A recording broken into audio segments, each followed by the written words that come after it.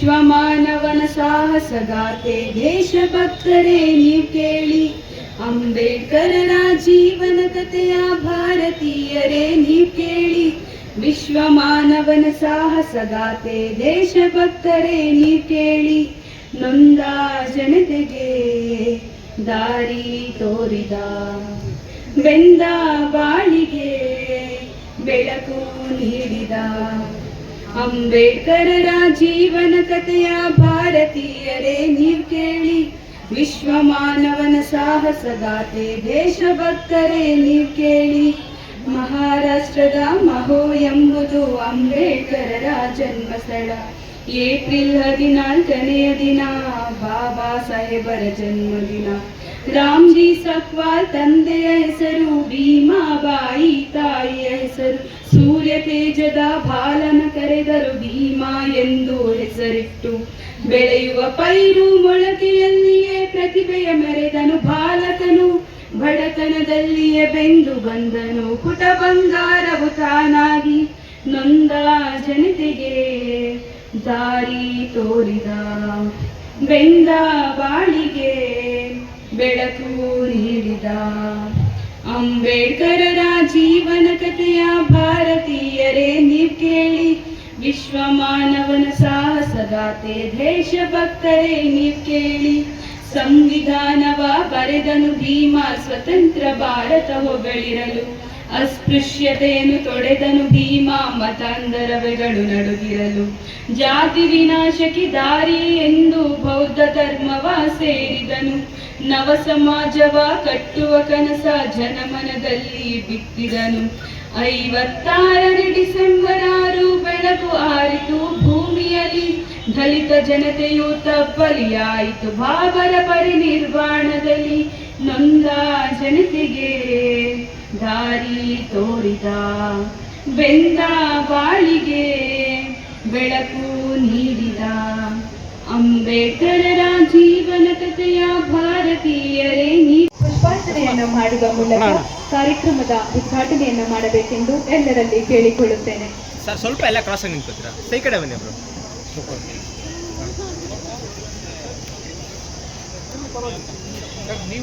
Sir ನೀವು ಆ ಕಡೆ ಬಂದ್ಬಿಡಿ, ಮುಂದೆ ಬನ್ನಿ ಸರ್. ಈ ಕಡೆ ಆ ಕಡೆ ಬಂದ್ಬಿಡಿ, ಈ ಕಡೆ.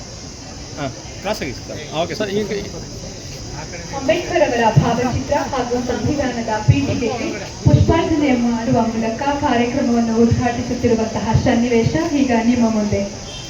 ಸರ್ ಎಲ್ಲ ಹಾಕ್ಬಿಟ್ಟು ಈ ಕಡೆ ತಿರ್ಕೊಳ್ಳಿ ಸರ್. ನಿಂತ್ಕೊಳ್ಳಿ ಸರ್, ಹಾಗೆ ಸ್ವಲ್ಪ ಕ್ರಾಸ್ ಆಗಿ ಬನ್ನಿ. ಓಕೆ, ಇಲ್ಲಿ ನೋಡಿ ಸರ್. ಆಗಿದೆ sir. Ready? Thank you. Right.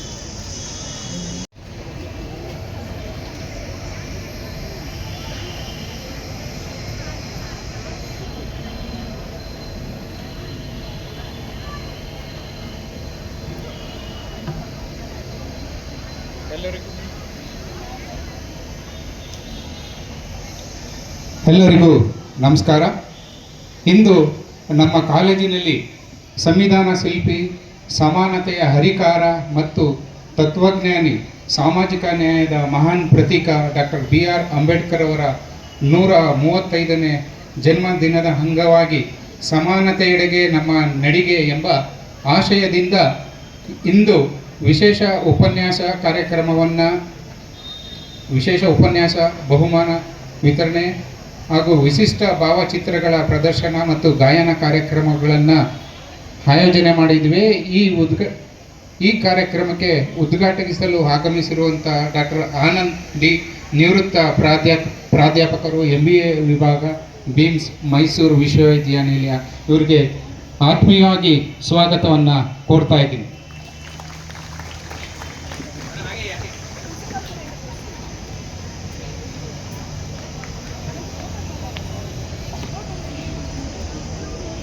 ಈ ಕಾರ್ಯಕ್ರಮದ ಅಧ್ಯಕ್ಷತೆಯನ್ನು ವಹಿಸಿರುವಂಥ ಪ್ರೊಫೆಸರ್ ಗುರುರಾಜ್ ಪ್ರಭು ಕೆ ರವರು, ಪ್ರಾಂಶುಪಾಲರು ಮಂಡ್ಯ ಸರ್ಕಾರಿ ಕಾಲೇಜು ಸ್ವಾಯತ್ತ ಮಂಡ್ಯ, ಇವರಿಗೂ ಕೂಡ ಆತ್ಮೀಯ ಸ್ವಾಗತವನ್ನು ಕೋರ್ತಾ ಇದ್ದೀನಿ. ನೋಡಿ ಮೇಡಮ್ ಹಾಗೆ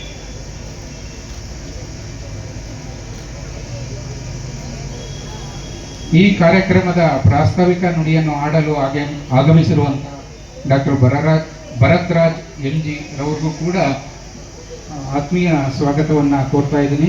ಇವರು ಪ್ರಾಧ್ಯಾಪಕರು, ಪೊಲಿಟಿಕಲ್ ಸೈನ್ಸ್ ವಿಭಾಗ.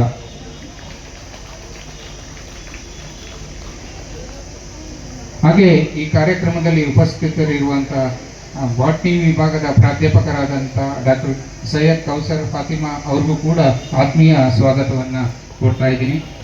ಸ್ವಲ್ಪ ಕ್ರಾಸಿಂದ ಕೊಡಿ ಮೇಡಮ್. ಕ್ರಾಸ್ ಮಾಡಿ. ಇದೇ ರೀತಿ ಇತಿಹಾಸ ವಿಭಾಗದ ಪ್ರಾಧ್ಯಾಪಕರಾದಂಥ ಡಾಕ್ಟರ್ ಕೃಷ್ಣೇ ಗೌಡ H ಅವ್ರಿಗೂ ಕೂಡ ಆತ್ಮೀಯ ಸ್ವಾಗತವನ್ನು ಕೋರ್ತಾ ಇದ್ದೀನಿ.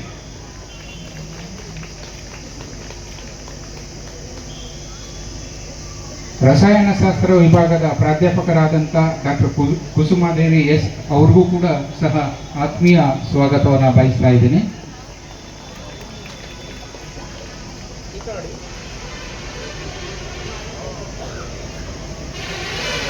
ಹಾಗೆ ಸರ್ಕಾರಿ ಮಹಿಳಾ ಕಾಲೇಜಿನ ಮಂಡ್ಯ ಕಾಲೇಜಿನ ಗೆಜೆಟೆಡ್ ಮ್ಯಾನೇಜರ್ಗಳಾದಂಥ ಶ್ರೀಯುತ ರವಿ ಕಿರಣ್ KP ಅವ್ರಿಗೂ ಕೂಡ ಆತ್ಮೀಯ ಸ್ವಾಗತವನ್ನು ಕೋರ್ತಾ ಇದ್ದೀವಿ.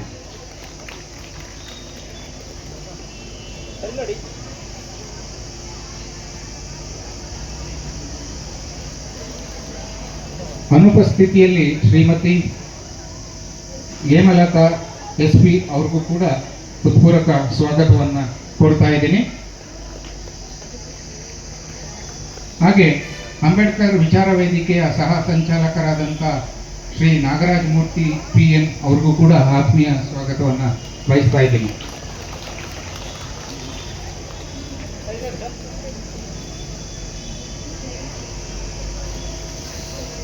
ಇದಲ್ಲದೆ ಇಲ್ಲಿ ಹಾಜರಿರುವಂಥ ವೇದಿಕೆ ಎಲ್ಲ ಸದಸ್ಯರಿಗೂ ಕೂಡ ಆತ್ಮೀಯ ಸ್ವಾಗತವನ್ನು ಬಯಸ್ತಾ ಇದ್ದೀನಿ. ಹಾಗೂ ಇಲ್ಲಿ ಹಾಜರಿರುವಂಥ ಎಲ್ಲ ಪ್ರಾಧ್ಯಾಪಕರುಗಳಿಗೂ ಮತ್ತು ಆಡಳಿತ ಸಿಬ್ಬಂದಿ ವರ್ಗದವರಿಗೂ, ಅತಿಥಿ ಉಪನ್ಯಾಸಕರುಗಳಿಗೂ ಹಾಗೂ CDC ಗುತ್ತಿಗೆ ನೌಕರರಿಗೂ ಕೂಡ ಆತ್ಮೀಯ ಸ್ವಾಗತವನ್ನು ಕೋರ್ತಾ ಇದ್ದೀನಿ. ಮತ್ತು ಈ ಕಾರ್ಯಕ್ರಮದಲ್ಲಿ ಆಗಮಿಸಿರುವಂಥ ಮಾಧ್ಯಮ ಮಿತ್ರರಿಗೂ ಕೂಡ ಆತ್ಮೀಯ ಸ್ವಾಗತವನ್ನು ಕೋರ್ತಾ ಇದ್ದೀನಿ. ಈ ಕಾರ್ಯಕ್ರಮದ ಕೇಂದ್ರ ಬಿಂದುಗಳಾದಂಥ ಎಲ್ಲ ನನ್ನ ಆತ್ಮೀಯ ವಿದ್ಯಾರ್ಥಿನಿಯರಿಗೂ ಕೂಡ ಸ್ವಾಗತವನ್ನು ಬಯಸ್ತಾ ಇದ್ದೀನಿ. ಧನ್ಯವಾದಗಳು. ವಿದ್ಯಾರ್ಥಿನಿಯರೇ, ಈ ದಿನ ನಮ್ಮ ಕಾಲೇಜಿನಲ್ಲಿ ಡಾಕ್ಟರ್ BR ಅಂಬೇಡ್ಕರ್ ಅವರ 135ನೇ ಜನ್ಮ ದಿನಾಚರಣೆಯನ್ನು ಆಚರಿಸ್ತಾ ಇದ್ದಾರೆ. ಇದೊಂದು ಅರ್ಥಪೂರ್ಣವಾದಂತಹ ಕಾರ್ಯಕ್ರಮ. ಒಂದು 15 ನಿಮಿಷಗಳ ಕಾಲ ವಿದ್ಯಾರ್ಥಿಗಳು ಗಮನ ಇಟ್ಟು ಕೇಳಬೇಕು ಅಂತ ಹೇಳಿ ನಾನು I request you all, it's my kind request. ಇಲ್ಲಿ ಡಾಕ್ಟರ್ BR ಅಂಬೇಡ್ಕರ್ ಇವರ ಹೆಸರನ್ನ ಕೇಳದೇ ಇರುವಂತಹ ಯಾವ ವ್ಯಕ್ತಿಯೂ ನಮ್ಮ ದೇಶದಲ್ಲಿ ಇಲ್ಲ ಅಂತ ಹೇಳಿ ನಾನು ಭಾವಿಸ್ತೇನೆ. ಡಾಕ್ಟರ್ BR ಅಂಬೇಡ್ಕರ್ ಅವರು ಸಂವಿಧಾನದ ಪಿತಾಮಹರು, ಸಾಮಾಜಿಕ ನ್ಯಾಯ ಸಿದ್ಧಾಂತಗಳ ಮಹಾ ಹೋರಾಟಗಾರ. ಅವರು ತಮ್ಮ ಶಿಕ್ಷಣವನ್ನು ನಮ್ಮ ದೇಶದಲ್ಲಿ ಮುಗಿಸಿ ಹೈಯರ್ ಎಜುಕೇಷನ್ಗೆ ಅಮೆರಿಕಕ್ಕೆ ಹೋಗ್ತಾರೆ. ಅಲ್ಲಿ ಪೊಲಿಟಿಕಲ್ ಎಕಾನಮಿನಲ್ಲಿ ಅವರು ಪೋಸ್ಟ್ ಗ್ರಾಜುಯೇಷನ್ ಮತ್ತು ಡಾಕ್ಟರೇಟ್ ಡಿಗ್ರಿಗಳನ್ನು ಮಾಡ್ತಾರೆ. ಆ ಒಂದು ಸಂದರ್ಭದಲ್ಲಿ ಗೋಲ್ಡನ್ ವೇಯರ್ಸ್ ಅಂತ ಒಂದು ಫೌಂಡೇಶನ್ ಇರುತ್ತೆ. ಅಲ್ಲಿ ಒಂದು ಪ್ರಬಂಧವನ್ನು ಮಂಡನೆ ಮಾಡ್ತಾರೆ. ಕೇವಲ ಒಂದು 23 ವರ್ಷದ ಯುವಕ, 24 ವರ್ಷದ ಯುವಕ ಒಂದು ರಿಸರ್ಚ್ ಪೇಪರ್ ಅನ್ನು ಮಂಡನೆ ಮಾಡ್ತಾರೆ. ಆ ಪೇಪರ್ ಹೆಸರೇನಪ್ಪ ಅಂದ್ರೆ caste in India their genesis, mechanism and development ಅಂತ. ಅದರಲ್ಲಿ ಅವರು ಪೋಸ್ಟ್ ಗ್ರಾಜ್ಯುಯೇಷನ್ ಅಲ್ಲಿ ಓದಿದ್ದು ಆಂಥ್ರೋಪಾಲಜಿಯನ್ನ, ನಾಟ್ ಎಕನಾಮಿಕ್ಸ್, ಪೊಲಿಟಿಕಲ್ ಸೈನ್ಸ್ ಅನ್ನ. ಆದ್ದರಿಂದ primarily doctor B.R. Ambedkar is called as a sociologist rather than an economist. ಅದರಲ್ಲಿ 2, 3, 4 ಕಾನ್ಸೆಪ್ಟ್ಗಳನ್ನು ತುಂಬಾ ಚೆನ್ನಾಗಿ ಅಡ್ವೊಕೇಟ್ ಮಾಡ್ತಾರೆ. ಒಂದು ನೋಡಿ, ಈ ಕಾನ್ಸಂಟ್ರೇಟೆಡ್ ವಿಮನ್, ಭಾರತೀಯ ಮಹಿಳೆಯರನ್ನ ದೃಷ್ಟಿಯಲ್ಲಿ ಇಟ್ಕೊಂಡು ಆ ಪ್ರಬಂಧವನ್ನು ರಚನೆ ಮಾಡಿರ್ತಾರೆ. ನಮ್ಮ ಸಮಾಜದಲ್ಲಿ ಮಹಿಳೆ 3 ಸ್ಟೇಜ್, ಅಂದ್ರೆ ಮಹಿಳೆಗೆ ಶೋಷಣೆ ಎಲ್ಲಾಗುತ್ತೆ. ಒಂದು ಬಾಲ್ಯ ವಿವಾಹ, ಸತಿ ಪದ್ಧತಿ ಮತ್ತು ಬಲವಂತದ ವೈಧವ್ಯ. ಇದನ್ನೆಲ್ಲ ಮತ್ತೆ ರಿಪೀಟ್ ಮಾಡೋಕ್ಕಾಗಲ್ಲ, ನಾನು ಹೆಣ್ಮಕ್ಳು ಕೇಳಿಸ್ಕೋಬೇಕಷ್ಟೇ. I cannot repeat it again. ಒಂದು 15 ನಿಮಿಷಗಳ ಕಾಲ ನೋಡಿ. Child marriage, forced widowhood and sati ಪದ್ಧತಿ, ಈ ಮೂರನ್ನೂ ಯಾವ ದೃಷ್ಟಿಯಿಂದ ಮಾಡಲಾಗಿದೆ? ಅಂಬೇಡ್ಕರ್ ಹೇಳ್ತಾರೆ, ಮಹಿಳೆಯರ ಪಾಲಿನ ಈ 3 ಶೋಷಣೆಗಳನ್ನ ಯಾವ ದೃಷ್ಟಿಯಿಂದ ಮಾಡಲಾಗಿದೆ ಅಂದ್ರೆ, in order to protect class system, caste system ಅಂತೇಳಿ. ಅದರಲ್ಲಿ ಎಕ್ಸೋಗಮಿ, ಎಂಡೋಗಮಿ ಮತ್ತು ಸರ್ಪ್ಲಸ್ ಮ್ಯಾನ್, ಸರ್ಪ್ಲಸ್ ವಿಮನ್. ಒಂದು ಜಾತಿಯಲ್ಲಿ ಒಬ್ಬ ಗಂಡು ಹೆಂಡತಿ ಸತ್ತಾಗ ಅವನು ಯಾಕೆ ಬೇರೆ ಜಾತಿಯವ್ರನ್ನ ಮದುವೆ ಆಗೋದಿಲ್ಲ? ಹಾಗೆ ಒಂದು ಹೆಣ್ಣು ಗಂಡ ಸತ್ತಾಗ ಸ್ವಜಾತಿಯವರನ್ನು ಮದುವೆ ಆಗದೆ, ಪರಜಾತಿಯವರನ್ನು ಮದುವೆ ಆಗದೆ, ಬಲವಂತವಾಗಿ ಭಾವನೆಗಳು ಅದ್ಬಿಟ್ಕೊಂಡು ಜೀವನ ಮಾಡ್ತಾಳೆ. ಇದನ್ನ ತುಂಬಾ ಸೈಂಟಿಫಿಕ್ ಆಗಿ ಅವರು ಅಡ್ವೊಕೇಟ್ ಮಾಡ್ತಾರೆ. ಆಶ್ಚರ್ಯವಾಗುತ್ತೆ. ಆ ಪುಸ್ತಕ ಬಹುಶಃ ಅದರ ಕಾಪಿನ ಯಾಕೆ ಇಂಥದ್ದೆಲ್ಲ ಪ್ರಿಂಟ್ ಮಾಡೋದಿಲ್ಲ ಸರ್ಕಾರ ನನಗೆ ಗೊತ್ತಿಲ್ಲ. ದೆಹಲಿ ಅಂತ ಕಡೆ, ದರಿಯಾಗಂಜ್ ಅಂತ ಕಡೆ ಸಿಗುತ್ತೆ.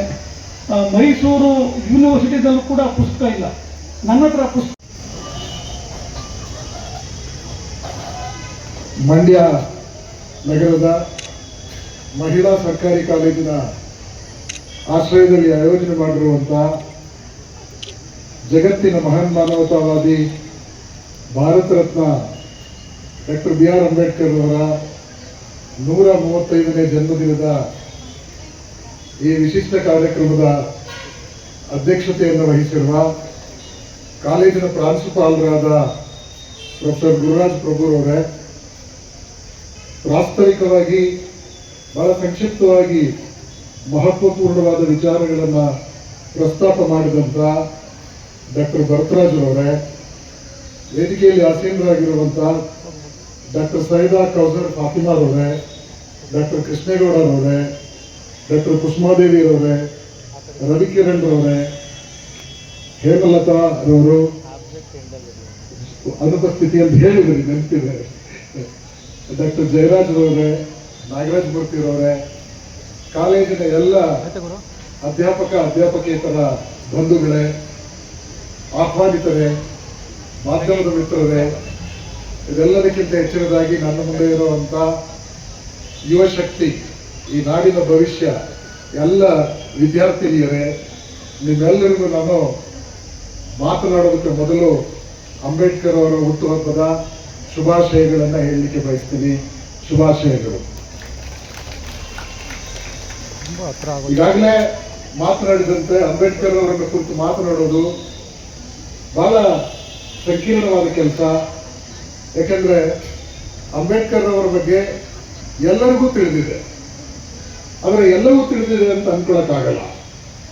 ಅವರ ಬಗ್ಗೆ ಬಹಳಷ್ಟು ನಮಗೆ ಗೊತ್ತಿರುವಂಥ ವಿಚಾರಗಳು ಭಾರತದ ಇತಿಹಾಸದ ಪುಟಗಳಲ್ಲಿ ಅಥವಾ ಬರಹಗಾರರು ಹೇಳಿದಂಥ ಕೆಲವು ಅಂಶಗಳು ಮಾತ್ರ. ಅಂಬೇಡ್ಕರ್ ಅವರಂತವರನ್ನ ಅರ್ಥ ಮಾಡ್ಕೊಳ್ಳೋದು ಒಂದು ಕಾರ್ಯಕ್ರಮದಲ್ಲಿ ಅಥವಾ ಒಂದು ಭಾಷಣದ ಮೂಲಕ ಸಾಧ್ಯವಾಗುವಂಥ ವಿಚಾರ ಅಲ್ಲ. Because is a multifaceted, multi-dimensional, towering personality who can be understood by different dimensions, by different people based on their perception. ಜಗತ್ತಿನ ಮಹಾನ್ ಮಾನವತಾವಾದಿ, ಶೋಷಿತರ ಜೀವಂತ ಧ್ವನಿ ಅಂತ ನಾವೆಲ್ಲ ಹೇಳಿದ್ರೆ ವಿಶ್ವಸಂಸ್ಥೆ 2015 ಇಸ್ವಿನಲ್ಲಿ ಅವರನ್ನ ಸಿಂಬಲ್ ಆಫ್ ನಾಲೆಡ್ಜ್ ಅಂತ ಹೇಳ್ತಾರೆ. Why was called symbol of knowledge is, ನಿಮಗೆಲ್ಲ ಗೊತ್ತು, ಭಾರತದ ಇತಿಹಾಸ ಬಹಳ ಅದ್ಭುತವಾದಂಥ ಇತಿಹಾಸ. ಹೆಮ್ಮೆಯಿಂದ ಹೇಳ್ಕೊತೀವಿ, 6000 ವರ್ಷಗಳ ಇತಿಹಾಸ ಇದೆ. ಇಡೀ ಜಗತ್ತು ನಮ್ಮನ್ನು ಅನುಕರಣೆ ಮಾಡುವಂತ ವೈವಿಧ್ಯಮಾನಗಳು ನಮ್ಮಲ್ಲಿ ಇದ್ದಾವೆ, ಸತ್ಯ. ಆದ್ರೆ ಈ 6000 ವರ್ಷಗಳ ಇತಿಹಾಸವನ್ನು ಗಮನಿಸಿದ ಯಾರಿಗಾದ್ರೂ ಅರ್ಥ ಆಗೋದೇನಪ್ಪ ಅಂತಂದ್ರೆ, ಭಾರತದ ಇತಿಹಾಸ ಒಂದು ಶೋಷಣೆಯ ಇತಿಹಾಸ. ಈ ಇತಿಹಾಸದುದ್ದಕ್ಕೂ ಒಬ್ಬರು ಇನ್ನೊಬ್ಬರನ್ನ ತಮ್ಮ ತೋಳ್ಬಲದಿಂದಲೋ, ಧನಬಲದಿಂದಲೋ, ಜನಬಲದಿಂದಲೋ ಶೋಷಣೆ ಮಾಡಿ, ದಬ್ಬಾಳಿಕೆ ಮಾಡಿ ಅವರನ್ನ ತಮ್ಮ ಹಿಡಿತದಲ್ಲಿ ಇಟ್ಟುಕೊಳ್ಳುವಂತ ಒಂದು ಪ್ರಯತ್ನವನ್ನ ಮಾಡಿದರ ಪ್ರಸ್ತಾಪವೇ ನಮ್ಮ 6000 ವರ್ಷದ ಇತಿಹಾಸದಲ್ಲಿ ಕಾಣಿಸುವಂಥದ್ದು.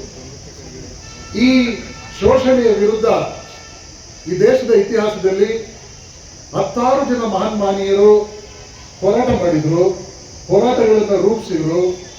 ಆದರೆ ಎಲ್ಲರೂ ನಾವು ಅಂದುಕೊಂಡಂತೆ, ನಮಗೆ ಗೋಚರಿಸುವಂತೆ ಯಶಸ್ಸನ್ನ ಕಾಣಲಿಕ್ಕೆ ಸಾಧ್ಯ ಆಗಲಿಲ್ಲ. ಯಾಕಂದ್ರೆ ನಿಮಗೆ ಗೊತ್ತು, ಶೋಷಣೆ ಅಂದ್ರೆ ದುರ್ಬಲರ ಮೇಲೆ ಸಬಲರು ಮಾಡುವ ದಬ್ಬಾಳಿಕೆ. ದುರ್ಬಲರು ಯಾರಾಗಿರ್ತಾರೆ ಅಂತ ಅಂದ್ರೆ, ಎಲ್ಲಿ ಯಾವುದು ಶಕ್ತಿ ಅನ್ನಿಸ್ಕೊತದೋ, ಸಂಪತ್ತು ಅನ್ನಿಸ್ಕೊತದೋ ಅದು ಇಲ್ಲದವರು ದುರ್ಬಲರಾಗುತ್ತಾರೆ. ಶಕ್ತಿ ಸಂಪತ್ತುಗಳು ಬೇರೆ ಬೇರೆ ರೂಪದಲ್ಲಿರಬಹುದು. ಅದು ತೋಳ್ಬಲವಿರಬಹುದು, ಹಣಬಲವಿರಬಹುದು, ಜ್ಞಾನದ ಬಲವಿರಬಹುದು, ಅಥವಾ ಜನರ ಬಲವಿರಬಹುದು. ಈ ಬಲ ಯಾರಿಗಿರೋದಿಲ್ಲ ಅವರ ಮೇಲೆ ಇದೆಲ್ಲವೂ ಇರುವವರು ಶೋಷಣೆಯನ್ನ ಮಾಡ್ತಾರೆ, ದಬ್ಬಾಳಿಕೆಯನ್ನ ಮಾಡ್ತಾರೆ. ಈ ದೇಶದಲ್ಲಿ ಸಂಪತ್ತು, ಶಿಕ್ಷಣ ಮತ್ತು ಜನರು ಯಾರ ಪರವಾಗಿದ್ರು ಅವರು ಉಳಿದ ಜನರ ಮೇಲೆ ದಬ್ಬಾಳಿಕೆಯನ್ನ ಮಾಡ್ತಾ ಬಂದರು. ಆ ಕಾರಣಕ್ಕಾಗಿ ಅಂಬೇಡ್ಕರ್ ಅವರನ್ನ ಶೋಷಿತರ ಜೀವಂತ ಧ್ವನಿ ಅಂತ ಹೇಳ್ತೀವಿ. ಶೋಷಿತರು ಈ ನಾಡಿನ ಮಟ್ಟಿಗೆ ಮಾತಾಡೋದಾದ್ರೆ, ನಾನು ನೀವು ಹೆಣ್ಣುಮಕ್ಕಳ ಮುಂದೆ ನಿಂತಿದ್ದೀನಿ ಅನ್ನೋ ಕಾರಣ ಕೇಳ್ತಾ ಇಲ್ಲ. ಜಾತ್ಯತೀತವಾಗಿ, ಧರ್ಮಾತೀತವಾಗಿ ಎಲ್ಲ ವರ್ಗದ ಭಾರತೀಯ ಮಹಿಳೆಯರು ಈ ನಾಡಿನ ಇತಿಹಾಸದಲ್ಲಿ ಅತ್ಯಂತ ಶೋಷಣೆಗೊಳಗಾದಂತ ಒಂದು ವರ್ಗ. ಈ ಶೋಷಿತರ ಪರವಾಗಿ ಮೊಟ್ಟ ಮೊದಲಿಗೆ ಪ್ರಾಮಾಣಿಕವಾದ ಧ್ವನಿ ಎತ್ತಿದವರು ಡಾಕ್ಟರ್ ಬಿ ಆರ್ ಅಂಬೇಡ್ಕರ್ ಅವರು. ಹೆಣ್ಣುಮಕ್ಕಳು ಅರ್ಥ ಮಾಡ್ಕೋಬೇಕು, ಪುರಾಣದುದ್ದಕ್ಕೂ ಅಥವಾ ಇತಿಹಾಸದ ಉದ್ದಕ್ಕೂ ಹೆಣ್ಣು ಮಕ್ಕಳನ್ನ ಓಲೈಸುವಂತ, ಅವರನ್ನು ಅಲ್ಪತೃಪ್ತರನ್ನಾಗಿ ಮಾಡುವಂತ ಪ್ರಯತ್ನಗಳು ನಿರಂತರವಾಗಿ ನಡೆದವು.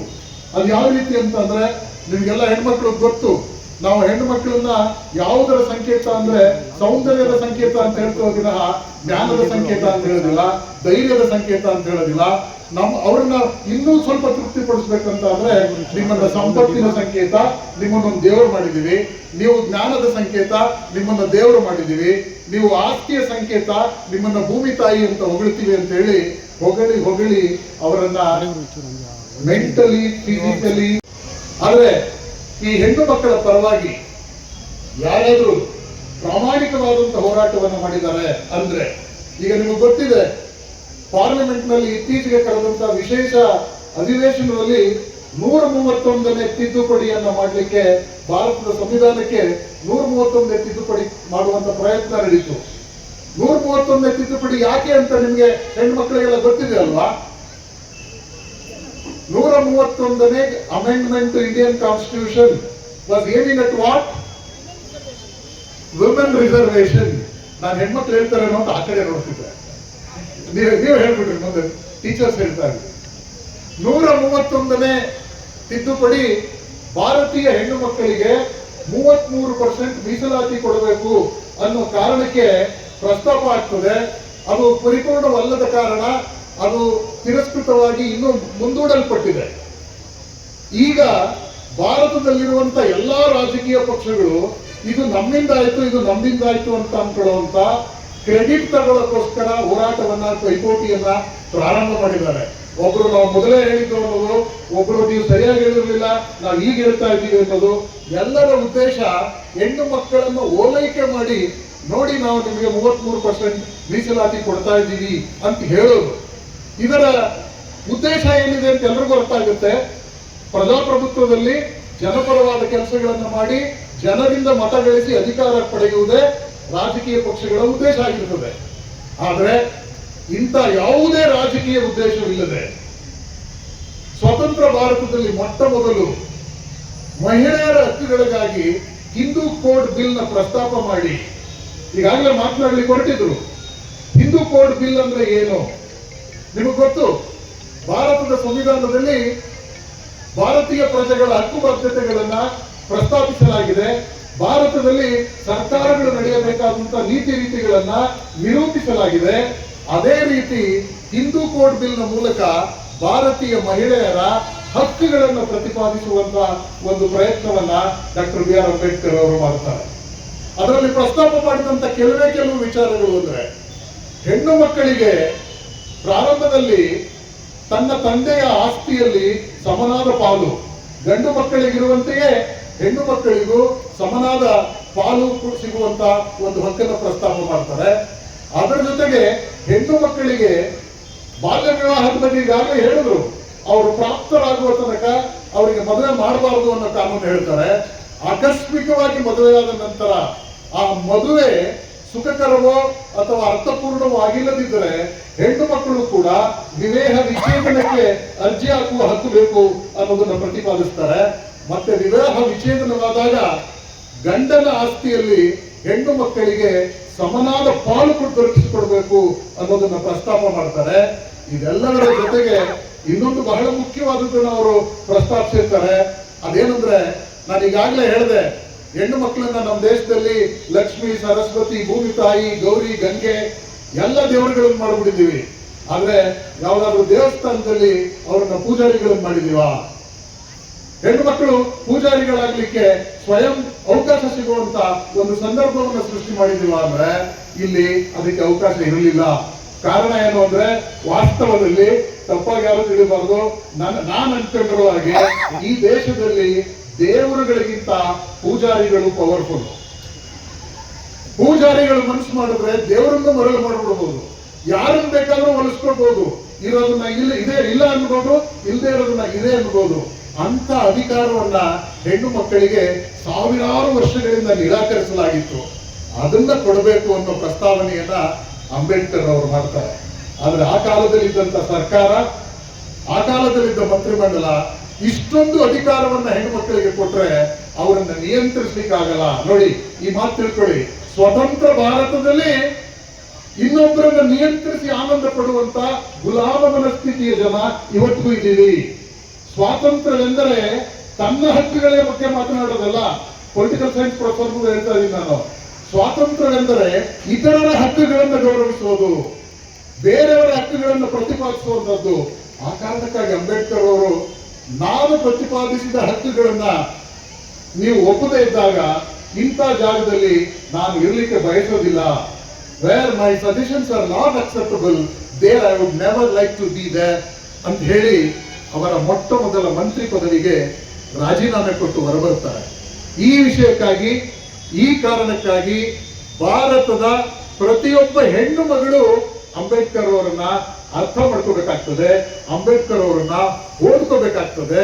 ಯಾಕಂದ್ರೆ ಅಂಬೇಡ್ಕರ್ ಅವರು ಸ್ವಾಭಿಮಾನದ ಸಂಕೇತ. ಅದು ಹೆಣ್ಣಾಗ್ಲಿ ಗಂಡಾಗ್ಲಿ ಒಬ್ಬ ವ್ಯಕ್ತಿಗೆ ಇರಬೇಕಾದಂತ ಘನತೆಯನ್ನ, ವ್ಯಕ್ತಿ ಗೌರವ ಮತ್ತು ರಾಷ್ಟ್ರದ ಏಕತೆ ಅನ್ನೋದನ್ನ ಸಂವಿಧಾನ ಪೀಠಿಕೆಯಲ್ಲಿ ಓದ್ತೀವಿ. ವ್ಯಕ್ತಿ ಗೌರವ, ಹೆಣ್ಣಾಗಲಿ ಗಂಡಾಗಲಿ ಪ್ರತಿಯೊಬ್ಬರಿಗೂ ಆ ವ್ಯಕ್ತಿಗೆ ಅವರದೇ ಆದಂತ ಗೌರವ ಇರ್ತದೆ. ಆ ಗೌರವಕ್ಕೆ ಧಕ್ಕೆ ಬಂದಾಗ ಸ್ವಾತಂತ್ರ್ಯಕ್ಕೆ ಅರ್ಥವಿರೋದಿಲ್ಲ ಅನ್ನುವಂಥ ಮಾತುಗಳನ್ನ ಅಂಬೇಡ್ಕರ್ ಅವರು ಈ ದೇಶದ ಜನತೆಗೆ ಕೊಡುಗೆಯಾಗಿ ಕೊಟ್ಟಿದ್ದಾರೆ. ಇವತ್ತು ಅಂಬೇಡ್ಕರ್ ಅವರನ್ನ ಕುರಿತಂತ ಸಭೆ ಸಮಾರಂಭಗಳು ಜಗತ್ತಿನಾದ್ಯಂತ ನಡೀತಾ ಇದ್ದಾವೆ. ಈಗಾಗಲೇ ಅಂಬೇಡ್ಕರ್ ಅವರ ಬಗ್ಗೆ ವಿದ್ಯಾರ್ಥಿನಿಯರಿಬ್ಬರು ಮಾತನಾಡಿದ್ರು.